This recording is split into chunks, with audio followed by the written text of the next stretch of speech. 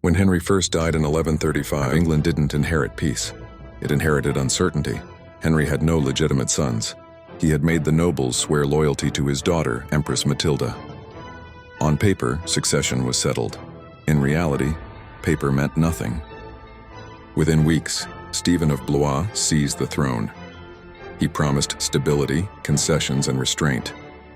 Then the country collapsed.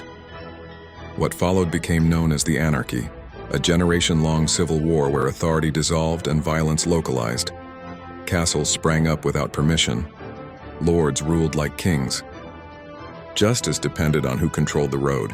Here's the line chroniclers remembered: Christ and his saints slept. That wasn't poetry. It was lived experience. Stephen lacked the strength to impose order and the authority to demand loyalty. Matilda had legitimacy but couldn't secure lasting control.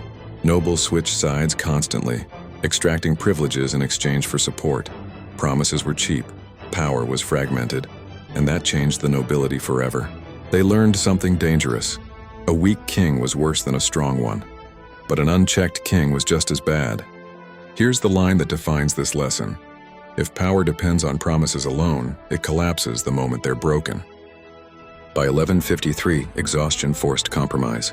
Stephen recognized Matilda's son, Henry II, as his heir. When Stephen died in 1154, England didn't celebrate, it reset. The Civil War didn't end royal authority, it hardened resistance to it. Nobles would never again rely on oaths alone. The next king would face a new reality. Rule had to be structured, not promised. And the man about to take the throne was powerful, ambitious, and relentless, which meant the clash was inevitable.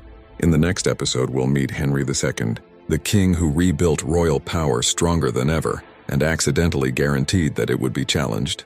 If you enjoyed this trip down the rabbit hole, don't forget to like, share, and subscribe to Smart History for Dumb Times.